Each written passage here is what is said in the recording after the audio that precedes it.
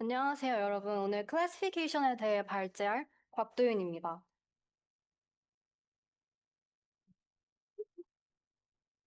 네, 컨텐츠는 다음과 같습니다. 우선 인트로 섹션에서 앞서 다뤘던 리그레션과 클래시피케이션을 이어서 다룰 예정이고요. 그 뒤로 SPM을 베이직과 애드밴스드로 나누어서 다룰 예정이고, 그 뒤로 이제 LDA와 QDA에 대해 소개한 후에 SPM, LDA, QDA에 대한 코드 리뷰를 진행하도록 하겠습니다. 네, 우선 인트로입니다. 저희가 저번 세션부터 본격적으로 머신러닝에 대해 공부해보기 시작했는데요. 머신러닝의 위계를 따져보면 그 머신러닝 아래에 지도학습, 비지도학습, 그리고 강화학습이 있습니다. 저희는 이 중에 지도학습에 대해 좀 더 살펴보고 있었는데요. 지도학습은 정답 Y라벨 데이터가 존재하는 학습 방법으로 입력과 출력 데이터 쌍으로 모델을 학습시키는 방법입니다. 지도학습에는 크게 회귀와 분류가 있는데요. 회귀와 분류의 가장 큰 차이점은 Y의 성질입니다.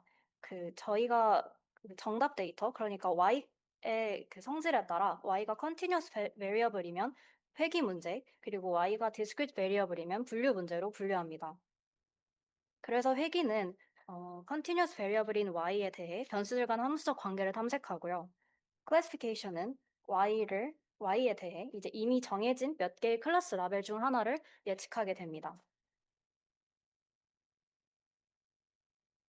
저번 세션 때 다루었던 리니어 리그레션과 로지스틱 리그레션을 잠시 리캡해 보도록 하겠습니다.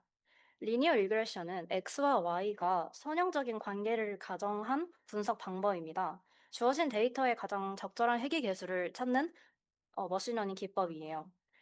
아래와 같은 소목차도 다뤘었고요. 이제 오른쪽에 있는 로지스틱 리그레션은 로지스틱 펑션을 사용해서 데이터가 클래스 라벨에 속할 확률을 구함으로써 이진 분류를 수행합니다. 또 아래와 같은 소목차를 함께 다뤘었습니다.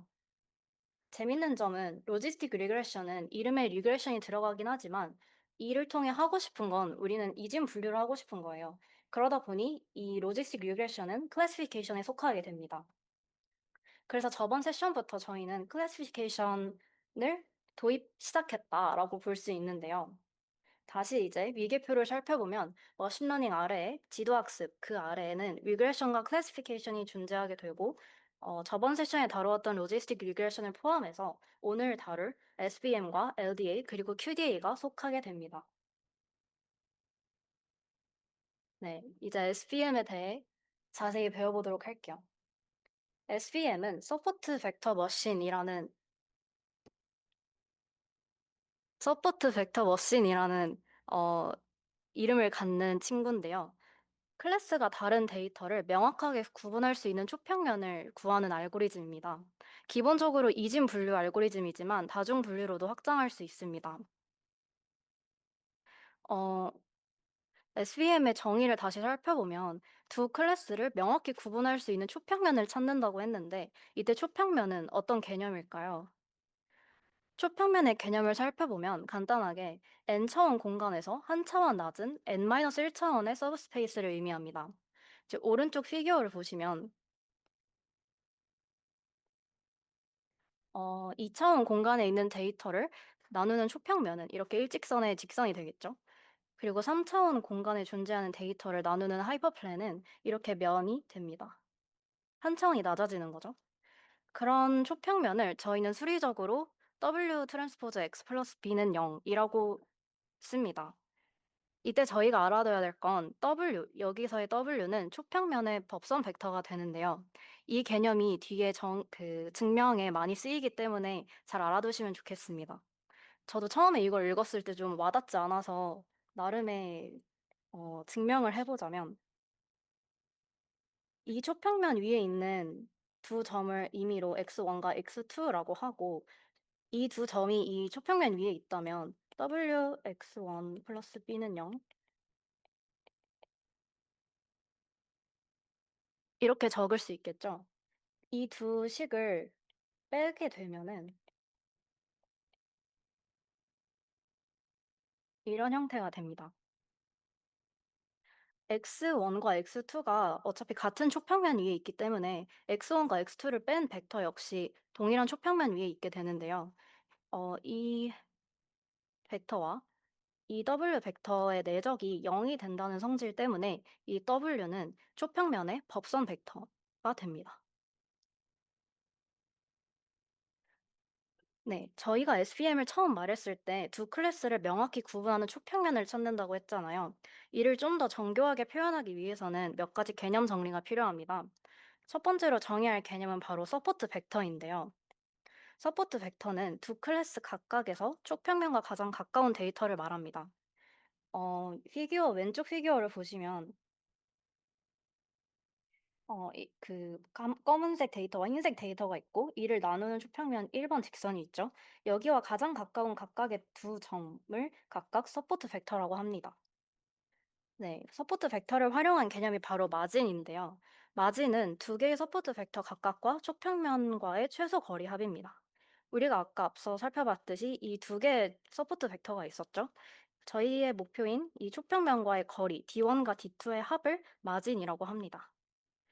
그래서 저희의 목적을 다시 한번 상기해 보면 두 클래스 간의 여백을 최대화해야 하기 때문에 이를 마진을 최대화한다라고 표현합니다. 그리고 뒤에 다루겠지만 일반화 능력도 최대화하고 싶습니다. 밑에 피규어를 보시면 같은 검은색, 흰색 데이터에 대해 세 개의 분류기가 있는데요. 1번과 2번과 1번과 2번과 3번 분류기가 있죠. 이들 중에 가장 최적의 클래시파이어는 마진의 값이 가장 큰 제일 오른쪽에 있는 클래시파이어입니다. 그러면 이번 이 상황을 한번 같이 볼게요. 학습 데이터에 대해서 1, 2, 3 직선 모두 학습 데이터를 잘 분류해서 오류가 0인 상황이에요. 그럼 여기서 가장 적절한 클래시파이어는 무엇일까요? 정답은 바로 2번 직선입니다. 그 이유를 살펴보면 학습 데이터에 대해서 1, 2, 3 모두 오류가 없지만 만약 테스트 데이터가 새로 들어왔을 때 이렇게 4개의 새로운 데이터가 들어왔을 때 1번 직선과 3번 직선은 각각 오류를 2개씩 범하고 있습니다.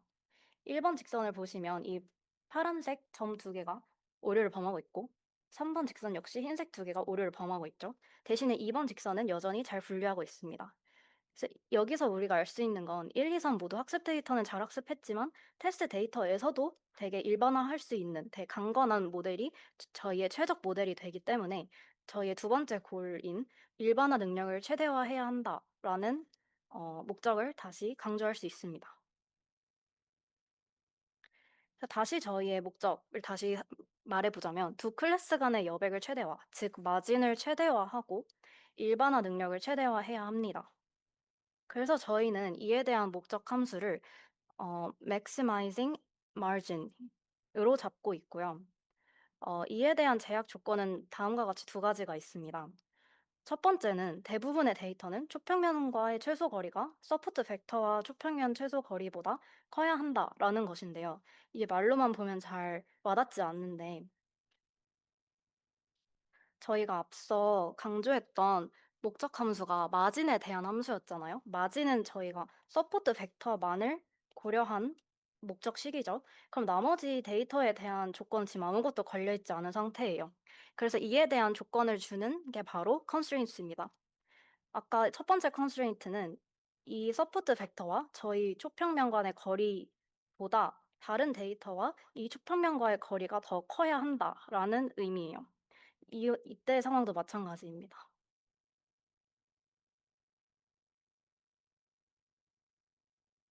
네.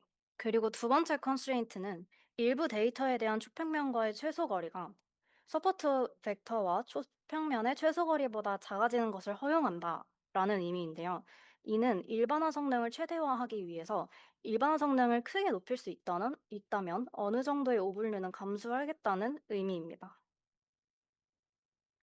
그래서 다시 이 상황을 봤을 때 여기서는 사실 오분류가 된 게 없잖아요. 근데 만약에 검은색 데이터가 여기에 있었다고 합시다. 그러면은 이 여기와 초평면과의 거리가 서포트 벡터와의 거리보다 작잖아요. 근데 이러한 데이터들도 몇 개는 인정해 주겠다라는 컨스트레인트입니다. 그래서 네, 저희는 이 두 가지 컨스트레인트를 바탕으로 SVM의 옵티마이제이션을 진행할 예정인데요. 첫 번째 컨스트레인트만 적용한 것을 하드 마진이라 하고 이 두 조건을 모두 고려하는 것을 소프트 마진이라고 합니다. 네, 하드 마진부터 시작해 보도록 하겠습니다. 자, 자, 저희의 하이퍼 플랜을 다음과 같이 정의하겠습니다. W0 더하기 W1x1 플러스 W2x2는 0이라고 정의를 할게요. 그리고 저희의 상황이 뭐냐면 이 파란색 데이터들을 클래스 A, Y는 1로 두고 있고요. 아래의 데이터들을 클래스 B, Y는 마이너스 1로 두고 있습니다. 그리고 저희가 앞서 마진에 대해 정의했듯이 마진의 정의에 따르면 서포트 벡터 간의 거리로 볼 수 있거든요, 마진을. 그래서 이 저희의 목표 초평면에 대해서 플러스 2분의 m 한 것과 마이너스 2분의 한 것으로 평행 이동한다 생각하시면 이 서포트 벡터를 지나는 2번 직선과 아래 서포트 벡터를 지나는 3번 직선을 다음과 같이 정의할 수 있습니다. 그러니까 1번 식에서 2분의 n만큼 평행이동한 것과 위로 평행이동한 것과 여기서 아래로 2분의 n만큼 평행이동한 것으로 정의하겠습니다. 그리고 저희의 컨스트레인트가 있었죠. 첫 번째 컨스트레인트는 여기 적혀 있는 것처럼 대부분의 데이터가 초평면과 최소거리가 서포트 벡터 초평면 최소거리보다 커야 한다라는 점이었어요. 그러니까 여기와의 거리가 이 서포트 벡터와의 거리보다 커야 한다는 거잖아요. 그래서 이 점들을 이 초평면 2보다 위에 있어야 한다라고 표현할 수 있고 그래서 오른쪽과 같이 2분의 n보다 커야 한다라는 식으로 적을 수 있습니다. 마찬가지로 이 초평면 3번보다 아래에 있는 이런 데이터들은 어, 이 3번 초평면보다 작아야 하기 때문에 다음과 같이 적을 수 있습니다. 그래서 이 두 식을 벡터 표현으로 한 번에 적어볼 수 있는데요. 이렇게 표현할 수 있습니다. 위에서 그 파란색 데이터에 대해서는 yi가 1이고 아래 데이터에 대해서는 y가 마이너스 1이기 때문에 그에 대해 이렇게 전개하면은 이 두 식 모두 하나의 식으로 표현될 수 있다는 것을 알 수 있습니다.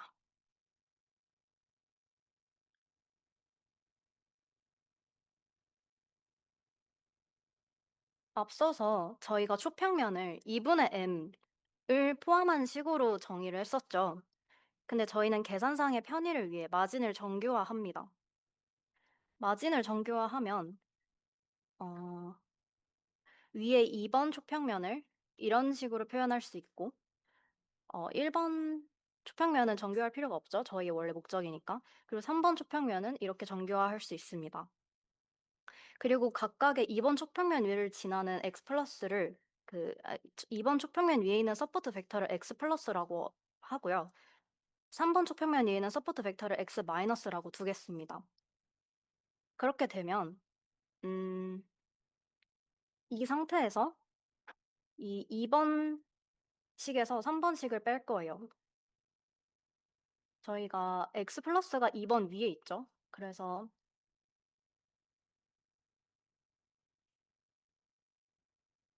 이렇게 되고요. 밑에 초평면에는 x 마이너스가 그 위에 있으니까 이런 식이 됩니다. 그래서 이 식을 빼게 되면 w x 플러스 네, 이런 식이 되죠. 그리고 저희가 앞서 하이퍼플랜에 대해 개념 설명을 할 때 다뤘던 부분이 이런 형태의 초평면이 있을 때 w는 법선 벡터다라는 것을 우리가 밝혔잖아요. 그러면은 이 초평면, 1번 초평면에 대해서 w를 이렇게 적어 놓을 수 있겠죠. 직교하니까. 그리고 저희가 이 서포트 벡터 x 플러스와 x 마이너스를 뺀 그 벡터 역시 이 1번 초평면에 직교하잖아요. 그러니까 이 w 벡터와 x 플러스 마이너스 x 마이너스 벡터는 평행한 벡터가 됩니다. 평행하다는 건 이 사이각이 0도라는 거겠죠. 그래서 이러한 성질을 바탕으로 이 식을 다시 살펴보면 여기를 다시 살펴보면 이제 두 벡터의 내적 공식을 활용할 거예요.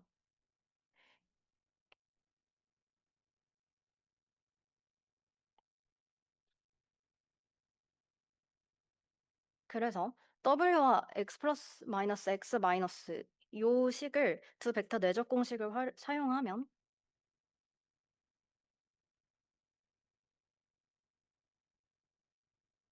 이렇게 되고 코사인 0도가 들어가죠. 사이각의 0도니까. 코사인 0은 1이죠. 그래서 그냥 생략하고 는 2가 됩니다. 그래서 이를 x 플러스 요거에 대해 정리를 하면 이게 분모로 가겠죠. 그래서 이런 형태가 됩니다. 그리고 저희가 x 플러스 x 마이너스의 그를 뺀 그 벡터의 크기는 결국 마진과 똑같은 개념이잖아요. 이게 결국 마진이 되는 거니까 크기가. 그래서 이것을 마진으로 볼 수 있고 그 마진은 결국 W로 표현할 수 있게 됩니다. 그래서 저희는 마진에 대한 목적 함수를 가중치 벡터에 대한 목적 함수로 바꿀 수 있습니다. maximizing margin이라는 것을 maximizing 이 W 논 분의 E 이런 형태로 대입해서 쓸 수 있고 이것을 maximize 하는 거는 이거의 역수를 minimize 하는 거랑 똑같죠. 그리고 저희는 이 놈 계산의 편의, 저희의 이후 연산의 편의를 위해서 놈의 제곱을 사용할 예정이에요. 그리고 저희가 계속 고려했던 어, 제약 조건을 밑에 써줍니다. 그래서 최종적인 저희의 목적 함수와 제약식은 이렇게 되고요. 이는 제약 조건이 있는 최적화 문제이기 때문에 라그랑주 승수법으로 해를 구할 수 있습니다. 근데 이러한 하드 마진 SVM은 사실 오분류를 불허하기 때문에 현실에선 잘 쓰이지 않습니다. 그래서 좀 더 완화된 방법을 찾게 되고요. 그로 인해 나온 게 바로 소프트 마진입니다. 소프트 마진이라는 것을 정의하기 위해서는 또 새로운 개념 정의가 필요한데요. 바로 슬랙 베리어블입니다. 크사이라고 읽고요. 슬랙 베리어블은 더욱 강건한 분류를 위해 어느 정도 오차를 허용할 때 사용하는 변수입니다. 그래서 자신이 원래 속해 있어야 될 클래스의 소프트 벡터를 지나면서 분류 초평면과 평행한 초평면과 오분류를 일으키는 데이터까지의 거리입니다. 그러니까 이 파란색 점을 예시로 들면 원래 속해야 될 클래스는 여기죠. 그래서 여기에서의 서포트 벡터 이 친구를 지나고 우리의 초평면과 평행한 초평면 요 2번이죠. 이것과 오분류를 일으키는 데이터 2번과 이 데이터 간의 거리를 그 사이라고 정의합니다. 그리고 저희가 제약 조건이 두 개 있었잖아요. 그중에 이제 고려해야 될 두 번째 제약 조건을 다시 읽어볼게요. 이제 일부 데이터에 대한 초평면과의 최소 거리가 서포트 벡터와 초평면 최소 거리보다 작아지는 것을 허용한다는 것인데요. 이런 면에서 이제 슬랙 베리어블이 도입된다는 것을 알 수 있고요. 이 슬랙 베리어블을 넣어서 저희 제약 조건을 이런 식으로 고칠 수 있습니다. 기존 하드 마진 때는 요게 없었거든요. 요것만 있었어요. 근데 우리는 이제 그 사이를 고려해야 되기 때문에 이런 식으로 제약 조건이 완화된 것입니다. 저희의 목적 함수는 다음과 같이 변경할 수 있는데요. 여기까지는 하드 마진의 목적 함수와 똑같죠. 하드 마진의 목적 함수에 그 사이 항들의 합으로 저희의 목적 함수를 수정할 수 있습니다. 그리고 앞서 저희가 고쳤던 제약 조건도 이렇게 적어 놓을 수 있고요. 이때 그 사이 항들 앞에 개수 C가 붙는데요. 이때 C는 하이퍼 파라미터로 이 C 값이 작을수록 더욱 유연하게 분류할 수 있습니다. 그래서 결과적으로 저희가 얻은 이 목적 함수, 소프트 마진의 목적 함수 역시 제약 조건이 있는 최적화 문제입니다. 그래서 이를 라그랑주 승수법으로 해를 구할 수 있는데요. 라그랑주 승수법에 대해 간단히 말씀드리면 제약이 있는 최적화 문제에서 목적 함수로 제약 조건을 이렇게 옮김으로써 제약이 없는 문제를 변환하는 것입니다. 그래서 원래 저희의 소프트 마진의 목적 함수고 그리고 그에 대한 제약 조건이었는데요. 이 형식을 아래와 같이 하나의 어, 펑션으로 적을 수 있습니다.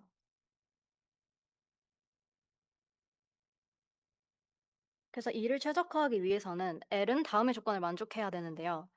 WB 크 사이에 대해 L의 편미분 값이 0이어야 하고요. 저희가 고려했던 이 제약 조건도 만족해야 합니다.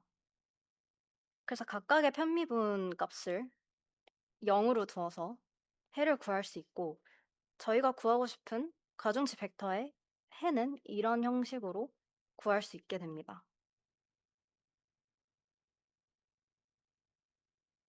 다시 이제 하드 마진과 소프트 마진을 좀 비교해 볼 텐데요. 어, 소프트 마진에서 사용했던 목적식에서 C 값을 어떻게 설정하냐에 따라 하드 마진과 되게 유사한 성능을 보일 수 있고, 아니면 소프트 마진으로 갈 수 있는데요. C 값을 낮게 설정할 경우에는 이렇게 오분류를 조금 허용하는 좀 소프트하게 SVM을 진행한다는 의미입니다. 샘플을 더 유연하게 분류할 수 있고요. 마진 크기와 오류 사이의 균형을 추구합니다. 대신 C값을 굉장히 높게 설정할 경우에는 모든 샘플을 올바르게 분류해야만 그 식 자체가 미니마이즈 될 수 있습니다. 그렇기 때문에 C값을 높게 설정한 경우에는 모든 샘플이 이렇게 잘 분류될 수 있도록 어, SVM이 학습하게 되고요. 이러한 상황에서는 이제 모델이 이상치에 민감해지게 됩니다. SVM을 이제 간단히 요약을 해보면, 저희의 목적이 되게 중요하니까 목적을 다시 한번 말씀드리면, 두 클래스 간의 여백을 최대화, 그러니까 마진을 최대화하는 게 저희 목적이고, 그러면서도 일반화 능력을 최대화하는 것이 목적입니다. 그래서 아래와 같이 소프트 마진에 대한 목적식을 가져와 봤는데요. 아까 말했다시피 C가 무한대로 갈수록 하드 마진과 동일한 성능을 보이기 때문에 이게 더 제너럴한 목적식이 됩니다. 네, 지금까지 리니어 SVM에 대해 다루어 봤고요. 이번 시간에는 SVM Advanced 부분부터 다시 살펴볼 텐데요. 저희가 지금까지 기본적인 SVM은 그 데이터를 정확히 구분할 수 있는 하이퍼플랜을 찾는 게 목표였잖아요. 이런 2차원 구조에서는 하이퍼플랜이 2차원보다 한 차원 낮은 1차원 직선이었죠. 근데 이렇게 생긴 데이터 같은 경우에는 직선으로 이렇게 분리가 되지 않는 데이터가 존재합니다. 그게 이제 linearly inseparable 데이터라고 하는데요.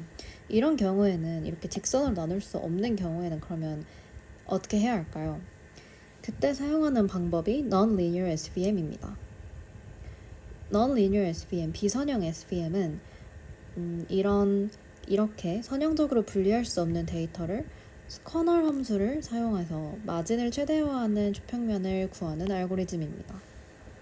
예를 들면 이렇게 2차원의 공간에서 빨간 점과 이 파란색 세모 점은 직선으로 구분이 안 됐었죠.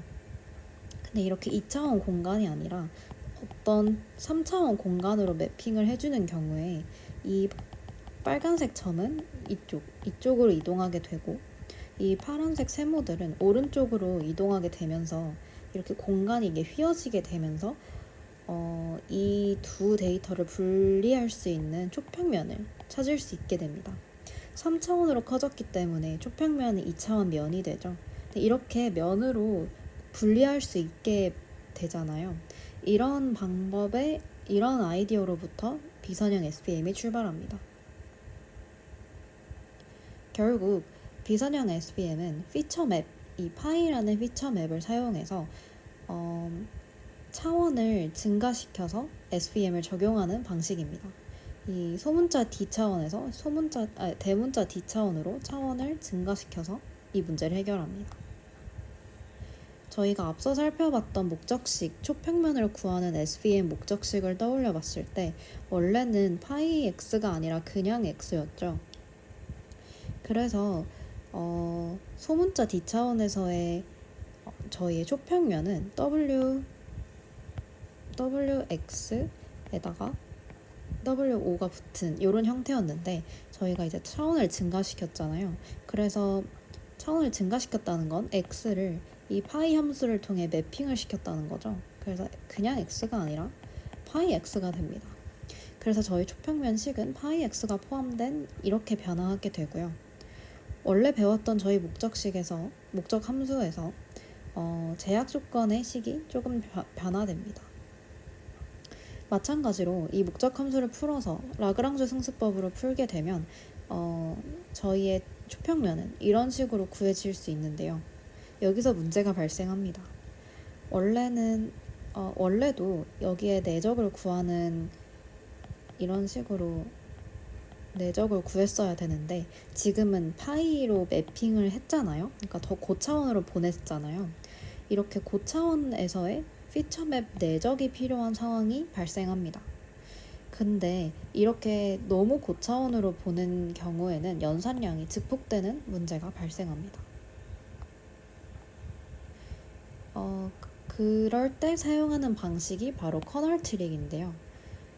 커널 함수를 사용하면 데이터를 고차원으로 변환하지 않고 바로 내적 결과를 구할 수 있습니다. 그래서 저희가 파이로 매핑을 한다 했었는데 이런 파이를 모르더라도 그리고 파이 x를 연산하지 않더라도 저희가 내적값만 안다면 저희가 원하는 초평면을 구할 수 있는 게 바로 커널 트릭입니다. 그래서 저희가 이 연산이 너무 복잡했었다고 말했잖아요. 그게 문제였잖아요. 그래서 이 연산의 결과와 똑같은 결과를 뱉는 함수가 있다면 그리고 그 함수를 k라고 정의한다면 그 k를 바로 저희는 커널 함수라고 부릅니다. 이런 커널 함수에는 대표적으로 네 종류가 있는데요. 선형함수, 다항함수, 방사형함수, 시그모이드 함수가 있습니다. 밑으로 갈수록 차원이 더 증가하는 것 같은 효과를 주는데요. 차원을 이렇게 많이 증가시키게 되면 비선형성이 증가하게 돼서 복잡한 분류 문제를 해결할 수 있다는 장점이 있지만 너무 증가시키면 또 과적합 위험이 높아진다는 단점이 있습니다. 사실 선형함수는 그냥 함수와 큰 차이가 없거든요. 그냥 SVM과 큰 차이가 없습니다. 로스 펑션에서의 작은 차이만 있기 때문에 저희는 중점적으로 이 세 가지의 함수를 살펴보도록 하겠습니다. 네, 우선 다항함수 커널인데요. 다항함수 그래프를 먼저 보면 약간 이렇게 생겼잖아요. 물론 이 소문자 뒤에 차원이 어떻게 설정하냐에 따라 함수 개형이 많이 달라지겠지만 기본적으로 1차원인 직선보다는 훨씬 더 곡선적인 비선형적인 구조를 가지고 있죠. 그래서 이런 다항함수 커널은 데이터가 선형적으로 분리되기 어렵지만 특정 패턴을 띌 때 유리합니다. 두 번째로 살펴볼 커널은 RBF 커널인데요. 이런 형태로 정의가 되고요. 가장 일반적으로 쓰이는 커널입니다. 그래서 저희 데이터가 분류 경계가 굉장히 비선형적이고 데이터 분포에 대한 사전 지식이 거의 없을 때 가장 유리한 커널입니다. RBF 요 그래프의 개형이 약간 이렇게 생겼는데요. 많이 본 형태, 가장 유사한 형태로는 저희의 정규 분포 함수가 있죠. 가우시안 커널이 바로 그 대표적인 예시입니다. 네, 마지막으로 살펴볼 커널이 시그모이드 커널인데요. 시그모이드 커널은 하이퍼볼릭 탄젠트 펑션을 포함하고 있는데요. 이 펑션 자체가 뉴런의 활성화 함수와 유사한 기능을 하기 때문에 그 딥러닝에서 활용되는 그런 메소드와 맞닿아 있다고 볼 수 있습니다. 그래서 분류 경계가 굉장히 비선형적일 때 유리하지만 RBF에 비해서는 좀 불안정하기 때문에 현실적으로는 시그모이드 커널보다는 RBF 커널이 조금 더 선호되기는 합니다. 그래서 오른쪽 세 개의 피규어를 보시면 같은 데이터에 대해 어떤 커널을 적용하냐에 따라 디시전 바운더리 형태가 달라지죠. 폴리노미얼 같은 경우에는 이런 식으로 구분을 하고 있고 RBF 커널은 조금 더 둥글둥글하게 이렇게 구분을 하고 있고 시그모이드 커널을 쓰면 이런 식으로 분류를 하고 있습니다. 그래서 저희는 데이터가 어떤 형태이냐에 따라서 어떤 커널을 선택하냐에 따라서 이렇게 다양한 분류 경계를 볼 수 있었습니다. 네, 지금까지는 이진 분류만 다루어 봤거든요. 근데 SVM에서는 멀티 클래스 SVM도 존재합니다. 그래서 멀티 클래스 SVM은 2개 이상의 클래스를 분류할 수 있는 알고리즘입니다.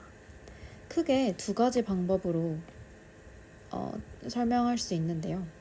두 가지 방법이 존재하는데요. 일단 첫 번째는 one vs rest 방법입니다. 이 방법은 클래스별로 해당 클래스와 나머지 클래스를 구분하는 이진 분류 모델을 만들고요. 그리고 새로운 데이터에 대해 각 모델 중 가장 높은 출력값, 가장 높은 확신을 갖는 클래스로 분류해 줍니다. one vs one 방법은요. m개의 클래스 중에 2개의 클래스를 선택해서 이진 분류 모델들을 만듭니다. 그래서 총 이 개수의 이진 분류 모델들이 나오겠죠. 그래서 이 개수의 이진 분류 모델들을 바탕으로 새로운 데이터에 대해서 각 모델마다 클래스를 예측하게 해서 가장 많이 예측된 클래스로 분류됩니다.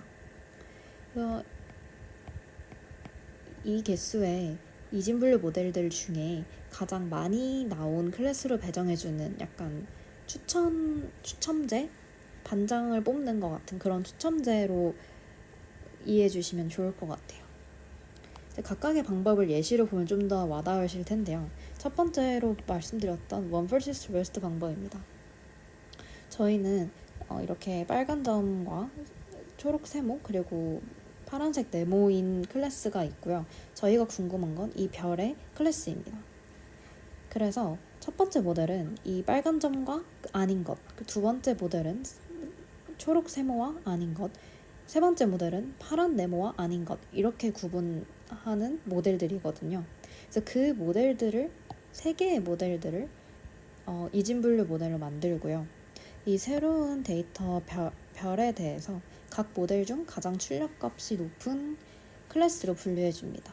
그래서 모델의 출력을 봤을 때 가장 높은 모델 출력이 바로 세 번째 모델이죠. 그래서 이 세 번째 모델, 요 모델에 따라서 그럼 여기에 같은 클래스로 분류되겠죠. 그래서 최종적으로 파란색 네모로 예측하게 됩니다. 두 번째 방법으로 소개드렸던 one vs one 방법인데요. 아까랑 똑같은 상황입니다. 그러면 이 세 개 중에 두 개를 뽑는 경우의 수니까 세 개의 모델을 학습하게 되죠. 이 각각의 모델을 학습하고 이 별이라는 테스트 데이터를 넣었을 때 각각의 모델은 이런 식으로 값을 출력합니다. 그러면 세 모델 중에 두 모델이 파란 네모로 예측했죠. 그래서 반장을 뽑는다는 컨셉이었으니까 결과는 바로 파란색 네모가 됩니다. 네, 지금까지 SVM Advanced 부분을 함께 다뤄봤거든요. 다음 섹션은 LDA와 QDA입니다. 저희는 지금 로지스틱 리그레션부터 SVM을 넘어서 LDA, QDA로 넘어가고 있는데요. 저희가 보고 있는 부분이 바로 지도학습의 분야잖아요. 지도학습은 언제나 하고 싶은 게 뭐냐면 모델이 어떻게 X와 Y의 관계를 추정하는지가 궁금한 겁니다. 그래서 저희가 앞서 살펴봤던 로지스틱 리그레션과 SVM은 각각 일단 로지스틱 리그레션은 직접 로지스틱 펑션을 사용해서 이 확률을 모델링하는 방법을 사용하고요. SVM 같은 경우에는 이런 확률보다는 마진 최대화에 집중하는 알고리즘입니다. 그렇다면 LDA와 QDA는 어떤 방법을 쓸까요? 로지스틱 리그레션과 비교했을 때 X에 대한 Y의 확률을 직접 구하지 않고 저희는 given Y에 대한 X의 확률과 그리고 Y의 확률 이 두 확률을 추정한 다음에 베이즈 정리를 통해 뒤집는 방법을 사용합니다. 그러면 베이즈 정리가 무엇인지 잘 알아야겠죠? 베이즈 정리를 먼저 살펴보자면 X와 Y가 기분되어 있을 때 저희는 파이 K를 클래스의 사전 확률이라고 정의합니다. 저의 사전 지식과 같은 의미이고요. 그리고 FKX는 클래스가 K일 때 x의 조건부 확률 밀도 함수라고 하고 likelihood이라고 말합니다. 그래서 given k일 때, 클래스가 k일 때 x의 함수를 말합니다.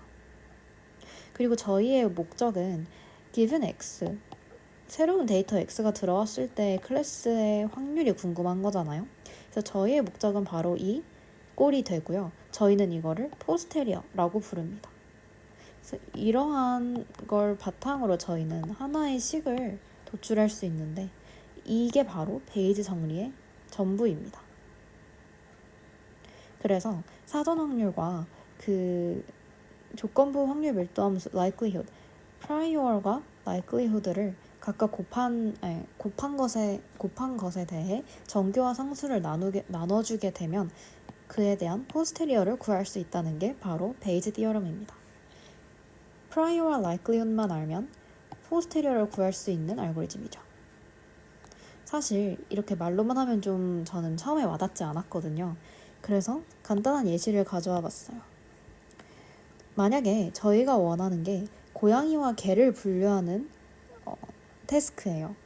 그리고 저희에게는 여러 x가 존재하는데 고양이 또는 개 이미지 만장이 존재한다고 합시다. 그러면 이때 저희는 파이 k를 초기 가정이라 말할 수 있어요. 예를 들면 고양이와 개 이미지들은 한 반반 정도 있을 거야 라고 초기에 guess를 하는 거죠. 그렇게 되면 각각 2분의 1씩이 되겠죠. 파이 고양이는 2분의 1, 파이 개는 2분의 1 이렇게요. 그리고 fkx는 이때 y가 주어졌을 때 x의 함수였죠. 그래서 고양이 이미지들의 함수 그리고 개 이미지들의 함수가 됩니다. 그래서 이런 것들을 활용했을 때 저희가 구할 수 있는 건 바로 포스테리어였죠. 새로운 x가 들어왔을 때 어떤 클래스인지에 대한 확률을 계산할 수 있게 되는 겁니다. 네, 이런 예시를 통해서 베이지 정리를 이해해 주시면 좀 더 이해가 좋을 것 같아요. 그럼 이제 본격적으로 LDA의 개념을 살펴볼 텐데요. LDA는 likelihood와 prior를 추정해서 베이지 디어럼을 바탕으로 우리가 원하는 포스테리어를 구해서 클래스를 분류하는 방식을 말합니다. 아래와 같은 피규어를 통해서 LDA를 직관적으로 볼 수 있는데요. 이렇게 3개의 클래스가 있다는 가정하에 저희는 베이지 디어럼을 사용해서 이런 식으로 decision boundary를 구할 수 있어요. 구하는 방식은 이제 추후 설명드릴 거고요. 근데 저희가 이런 모양의 클래스가 있다고 가정을 하는 거거든요. 근데 사실 현실에서는 이렇게 예쁜 모양으로 존재하지 않죠. 이렇게 산재되어 있습니다. 그래서 이런 경우에 비슷한 방법 베이지 디어럼을 기반으로 디시전 바운더리를 구하면 우리의 아이디얼한 디시전 바운더리와는 조금 다른 형태의 바운더리가 나오게 되고 이게 바로 저희가 원하는 LDA입니다. 그러면 가장 간단한 1차원의 공간 x가 1차원인 것부터 생각해 볼게요. 근데 사실 x가 1차원임에도 사실 클래스의 fkx를 추정하는 것은 굉장히 어렵습니다. 그래서 저희는 LDA를 풀 때 다음과 같은 강력한 가정을 두는데요. 첫 번째는 바로 fkx가 정규 분포를 따른다는 가정입니다. 오른쪽에는 저희가 수리통계학에서 배운 fkx 정규 분포의 PDF 형태죠. 그리고 저희 두 번째 가정은 바로 등분산성 가정입니다. 이 k개의 클래스가 모두 같은 분산을 갖는다는 거죠. 그리고 저희 아까 배웠던 베이지 정리식을 그대로 들고 와봤고요. 여기서 저희의 골은 바로 요거였죠. 그리고 저희는 fkx를 정규분포로 정의했었습니다. 얘를 플러그인해서 정리하면 이런 형태로 정리가 되는데요. 저희의 골을 찾기 위해서는 이 식을 맥시마이즈 해야 되거든요. x가 들어왔을 때 가장 높은 확률을 찾아주는 k를 구하는 게 목적이니까요. 이 오른쪽 식 역시 맥시마이즈 하는 게 목표입니다. 그래서 이 오른쪽 식에 로그를 씌우고 k에 대해 맥시마이즈를 하는 건 k와 관련이 없는 항을 다 날려버리면 이렇게 간단하게 델타 KX의 형태로 남게 되거든요. 이 델타 KX를 맥시마이즈 하는 것과 동일합니다. 결국 이 델타 KX를 맥시마이즈 하는 K로 Y를 설정해 주는 게 바로 베이스 클래시파이어입니다. 그치만 아까 앞에서도 말했다시피 저희는 이런 파라미터 원래 FKX가 다 정규분포를 따른다 했는데 정규분포를 따를 때 사용하는 이런 파라미터들을 저희는 현실에서는 모르잖아요. 그래서 이 모르기 때문에 저희는 추정을 하게 됩니다. 이런 파라미터들을 추정하게 되면요. 저희는 원래 사용했던 델타 K 펑션이 LDA 클래시파이어로 변하게 됩니다. 그래서 각각의 값이 다 햇을 쓰게 되는데요. 이렇게 실제 데이터를 바탕으로 베이지 정리를 적용한 클래시파이어를 바로 LDA 클래시파이어이라고 부르고요. 그때 활용되는 이 델타 K 펑션이 바로 discriminant 펑션입니다. 이 형태를 보시면 이 판별 함수 자체가 x에 대해 리니어한 펑션이 되잖아요. 그렇기 때문에 이 클래시파이어가 바로 linear discriminant analysis, linear라는 이름이 붙게 됩니다. 네, 예시를 한번 살펴볼게요. 왼쪽 피규어를 보시면 네, 일단 상황을 먼저 설명드리면 저희는 지금 두 개의 클래스가 있죠. 두 개의 클래스가 있고 뮤1이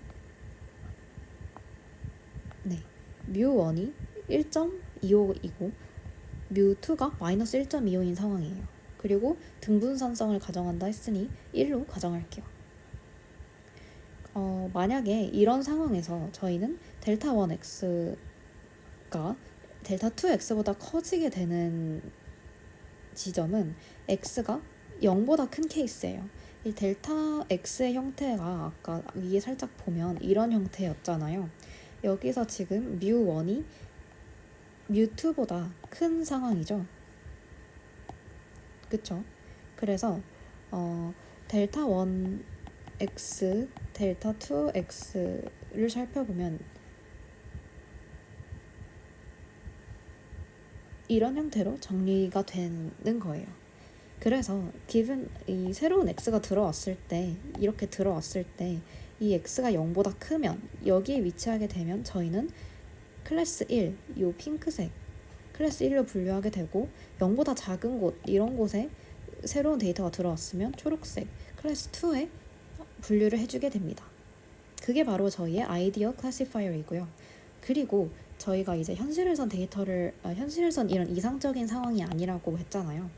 현실에서의 상황으로 넘어오면 이런 뮤와 이 시그마들을 다 추정해야겠죠. 그렇게 되면 이제 이 점선이 아니라 실선의 형태로 LDA 클래시파이어가 그려지게 되고 이게 바로 LDA입니다. 이제 P1의 상황을 살펴봤으니 이제 P가 더 큰 차원으로 올려볼게요. 그래서 P 차원을 확장해 볼 텐데 그렇게 되면 X는 이제 벡터 연산이 들어가게 되죠. 마찬가지의 가정을 가져갑니다. 첫 번째로 저희는 이제 정규분포 가정을 하고요. 두 번째로 등분산성 가정을 하죠. 마찬가지로 fx의 pdf는 이런 형태로 나타나게 됩니다. 똑같은 식인데 이제 벡터 표기가 된 거예요. 그래서 마찬가지로 저희의 포스테리어를 맥시마이즈 하는 거는 저희의 델타 kx를 맥시마이즈 하는 거와 같았죠. 그래서 이 델타 k를 맥시마이즈 해주는 k로 y를 설정해주는 것이 바로 베이스 클래시파이어였고요. 현실에서의 이런 파라미터들 다 이제 벡터죠. 뮤, 파이, 시그마를 추정해서 분류하게 되면 이제 LDA 클래시파이어가 됩니다. 이제 P가 2차원의 경우와 클래스가 3개인 경우의 예시를 볼 텐데요. 이렇게 세 개의 클래스가 비슷한 비슷한 분산을 갖는 클래스라고 가정을 하고 정규분포를 따른다 가정을 했을 때 이렇게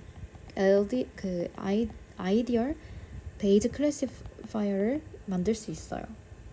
근데 현실에서의 파라미터들을 추정하게 된다면 이런 식으로 점선 형태로 그 LDA 클래시파이어가 좀 변동되는데 이게 바로 저희의 LDA 클래시파이어입니다. 근데 사실 현실에서는 위와 같이 예쁘게 등분선이 만족되는 경우는 많이 없죠.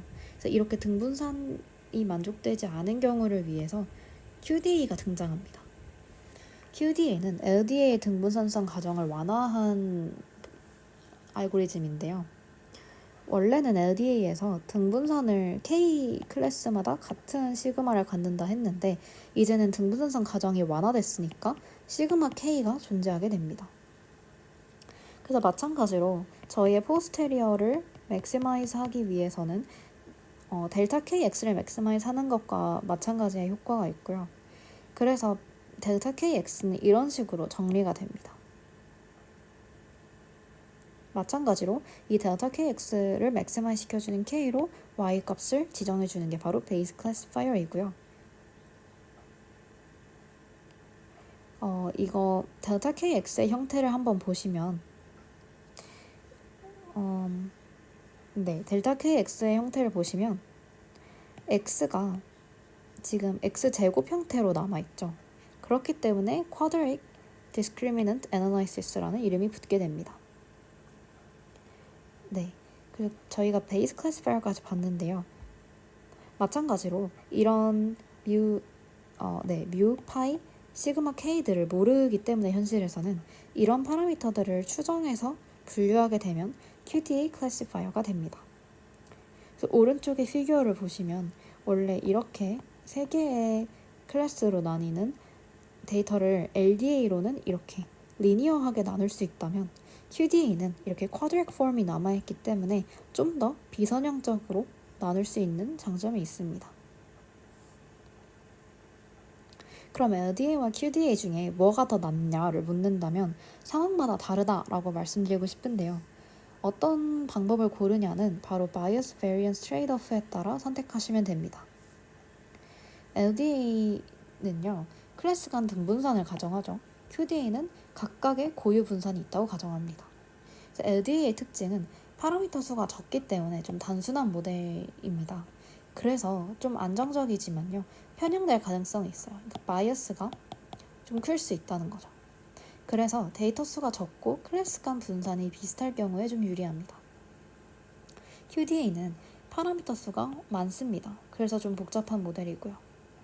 그래서 복잡한 모델이라는 건 더 유연하다는 것인데요. 더 유연하지만 그만큼 좀 민감하고 과적합될 가능성이 있습니다. 따라서 데이터 수가 많고 클래스 간 분산 차이가 클 경우에 유리한 분석 방법이 되겠습니다.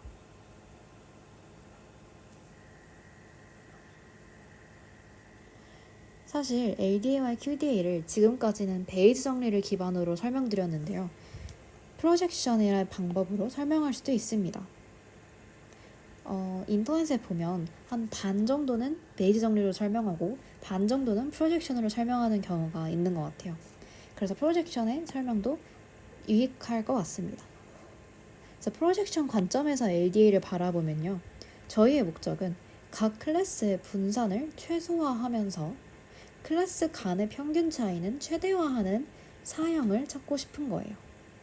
그러니까 이런 두 클래스가 있을 때 이 클래스의 분산들은 최소화하고 이 둘의 차이는 최대화하는 거니까 분산 대비 평균 차이를 극대화하는 방법입니다.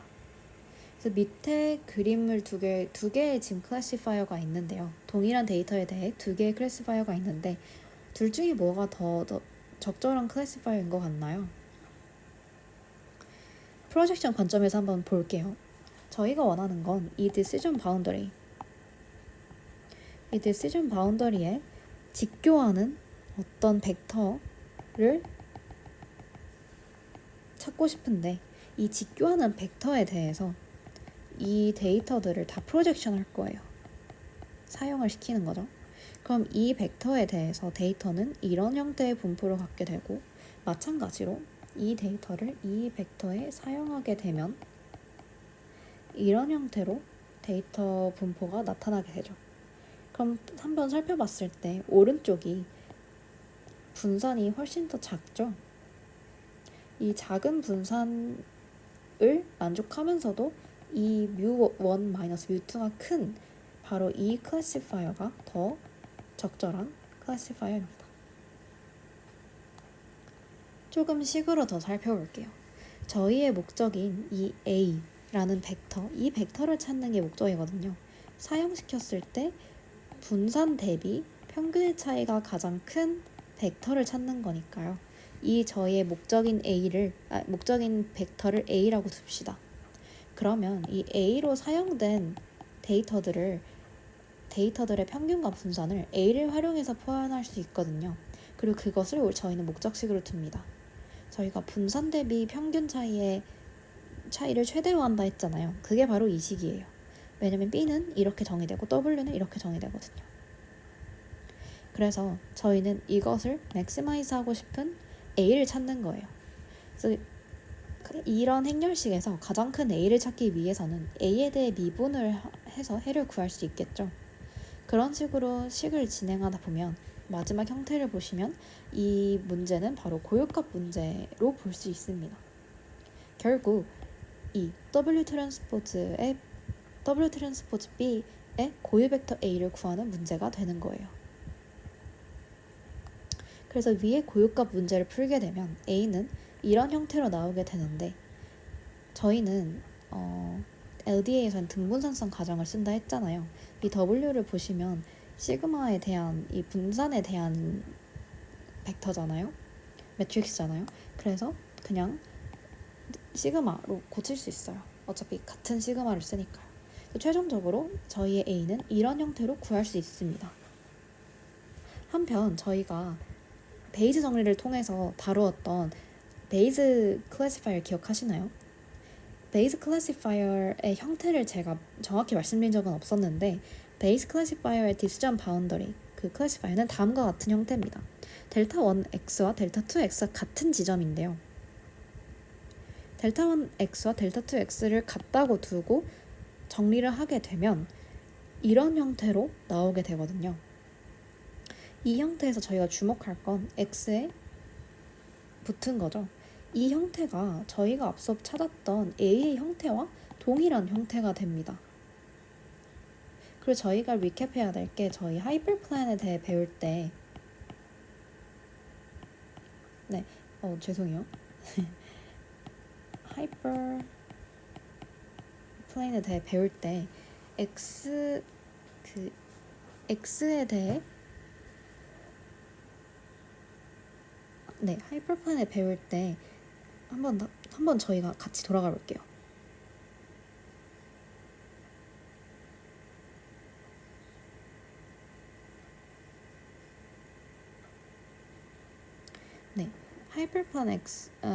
하이퍼플랜에 대해 배울 때 이 가중치 벡터가 초평면의 법선 벡터가 된다고 했잖아요.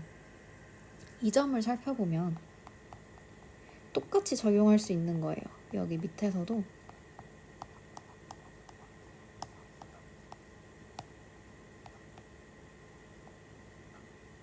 여기 형태에서도 이 바운더리 식에서 요 A가 바로 법선 벡터의 역할을 하는 것과 마찬가지입니다.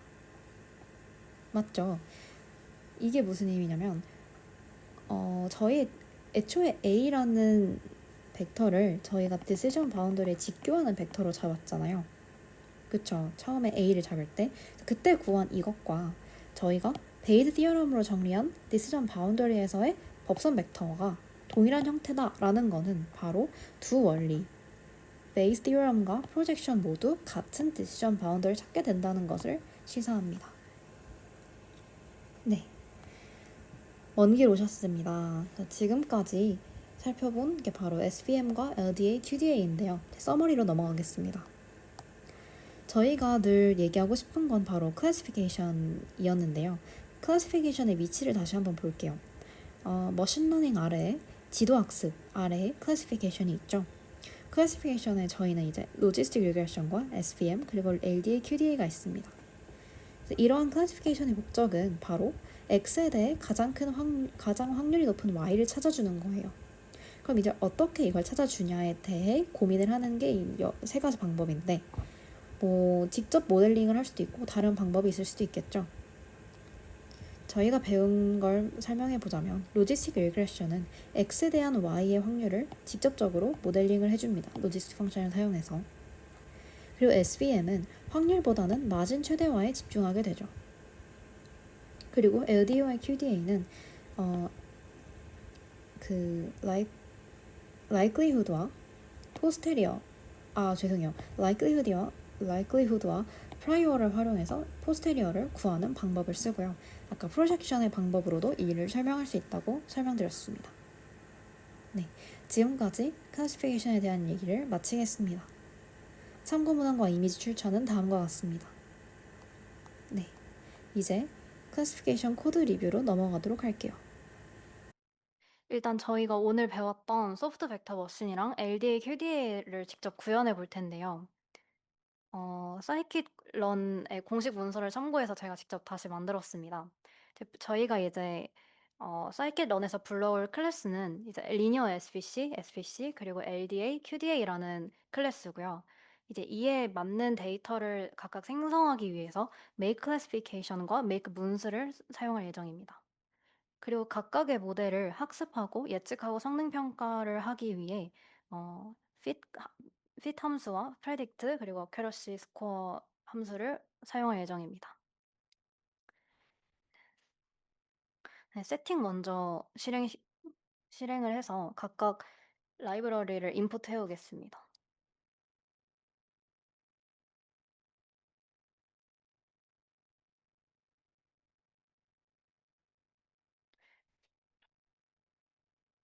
네, 이제 처음 배웠던 리니어 SVM부터 시작할 텐데요. 리니어 SVM에 적합한 데이터를 만들기 위해 make classification이라는 함수를 쓸 거예요. 이 함수 안에서 이제 샘플은 300개로 뽑을 거고 피처를 2개로 두고 클래스는 2개로 두어서 얘를 실행해 보면 리니얼리 그러니까 선형적으로 잘 분리될 수 있는 데이터셋을 다음과 같이 만들 수 있습니다. 이제 각각이 아니죠. 이제 리니어 SVM을 트레인하고 테스트해 볼 건데요. 어, 데이터 300개 데이터 중에 70%만 사용해서 트레인을 시키고 나머지 30%로 이제 테스트를 해 볼게요. 그래서 모델을 정의해 줘야 되죠. 리니어 SVC. 저희가 하고 싶은 건 리니어 SVM이니까 리니어 SVC를 불러왔습니다. 그걸 이제 리니어 모델로 정의해 줬고요. 이제 이 모델에 이제 fit 함수를 해서 트레인 데이터로 피팅을 시켜 줍니다. 그리고 저희가 남겨놨던 테스트 데이터를 바탕으로 predict를 해보고 그것을 y predict에 저장한 후에 어, y 테스트와 y predict 간의 이제 accuracy score를 한번 볼게요. accuracy가 굉장히 높죠. 그래서 이 accuracy를 이제 시각적으로 저희는 보고 싶잖아요. 저희가 어떤 초평면을 저희가 찾았는지 궁금하니까. 그래서 그 초평면을 구현할 수 있는 함수를 define 해주고 이걸 실행해 보면 다음과 같이 시각화할 수 있는데요. 왼쪽 시각화는 이제 트레인셋에 대한 이 초평면 분류 결과를 보여주고 있고, 오른쪽은 테스트셋에 대한 결과를 보여주고 있습니다. 오른쪽 보시면 이제 파란 점 하나 정도만 오분류가 돼서 아까 어큐러시가 굉장히 높았던 걸 이렇게 시각적으로도 확인할 수 있습니다. 네, 이제 두 번째로 Non-Linear SVM에 대해 구현을 해볼 건데요. 어, 저희가 앞서 봤던 이러한 데이터는 선형적으로도 구분이 너무 잘 되잖아요. 근데 저희는 이제 Non-Linear SVM을 구현하고 싶으니까 이에 맞는 데이터셋을 다시 만들어 줄 겁니다. 그래서 저희가 사용하는 함수는 make moons라는 함수인데요. 마찬가지로 샘플 개수는 300개로 만들 거고요. make moons는 이제 이렇게 반달 형태로 데이터가 분포하게 되는 함수입니다. 얘를 실행해서 시각화하면 이제 다음과 같고요. 그리고 아까 앞에서와 마찬가지로 데이터의 70%만 트레인 셋으로 쓰고 나머지 30%는 테스트로 남겨두고 이제 트레인과 테스트를 해볼 예정입니다. 저희가 non-linear SVM을 다룰 때 커널 펑션에 대해 얘기했었죠. 이제 커널 펑션이 총 4종류가 있다라 했는데 그중에 linear 커널만 빼고 이제 폴리노미얼과 RBF 그리고 시그모이드 커널 이렇게 3개의 특징들을 같이 다뤄왔었는데 이를 이제 구현해 볼 차례입니다. 그래서 모델을 각각 정의를 해줄 거예요. SVC를 불러와주고 커널을 각각 폴리, RBF, 시그모이드라고 정의를 해주고 이 뒤에 있는 디그리나 감마 같은 경우에는 저번에 그 아까 세션에서 그 D에 따라 이제 다항함수의 꼴이 바뀔 거다라고 했잖아요. 그때 그 D고요. 이 RBF에서도 감마가 그 식의 감마가 있긴 했어요. 그래서 그 감마입니다. 그리고 뒤에 있는 이 C는 저희 목적식 다시 생각해 보면 그 사이들의 합의 개수가 C 그리고 그 C가 하이퍼 파라미터다라 했잖아요. 그때의 C예요. 그래서 그 C를 동일하게 다 1로 맞춰줍니다. 그래서 이렇게 모델을 정의를 하고 각각을 이제 각각 각 모델에 대해 트레인을 하고 테스트를 하고 그에 대한 어큐러시 스코어를 살펴볼게요.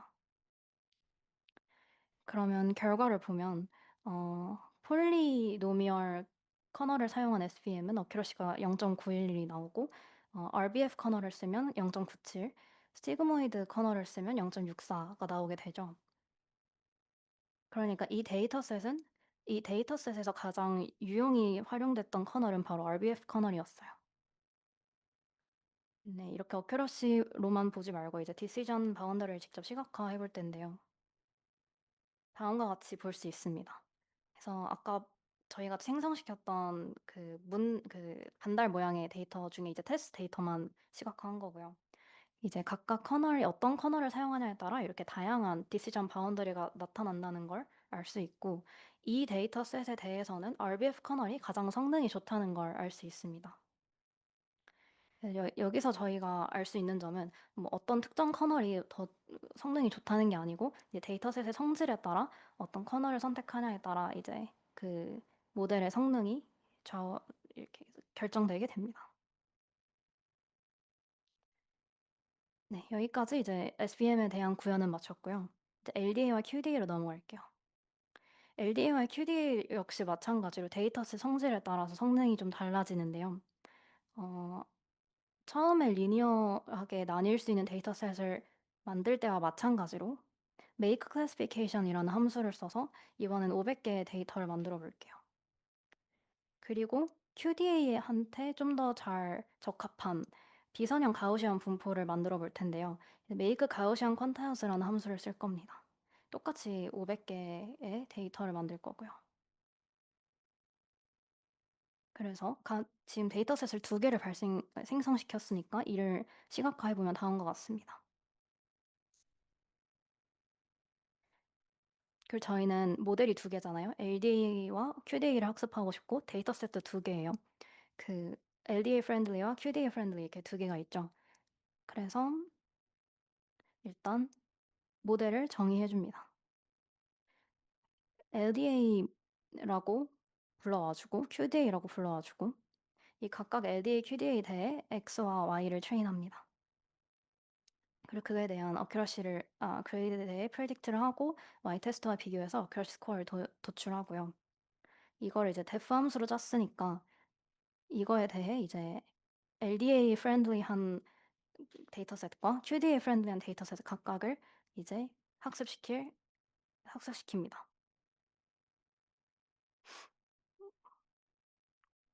바로 이제 디시전 바운더리 시각화를 해볼 텐데요. 여기선 결과값이 출력이 안 됐네요. 어차피 밑에 나오게 되니까 그때 같이 봅시다. 그래서 이런 식으로 시각화가 되었는데요.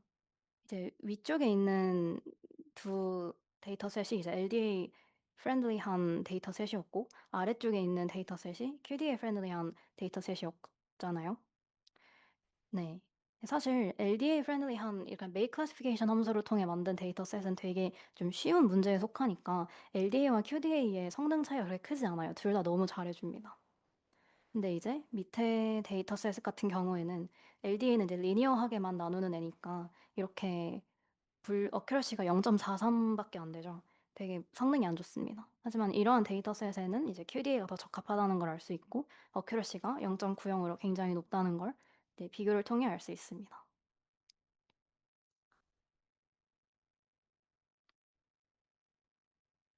네. 이번 구현은 사실 직접 써 보는 게 아니고 그냥 코드 같이 돌려보면서 시각화하면서 이제 경계선이 어떻게 생기고 경계선이 어떻게 차이가 나는지를 같이 보고 싶었던 거라서 네. 코드 리뷰는 여기까지 하도록 하고 세션도 마치도록 하겠습니다. 감사합니다.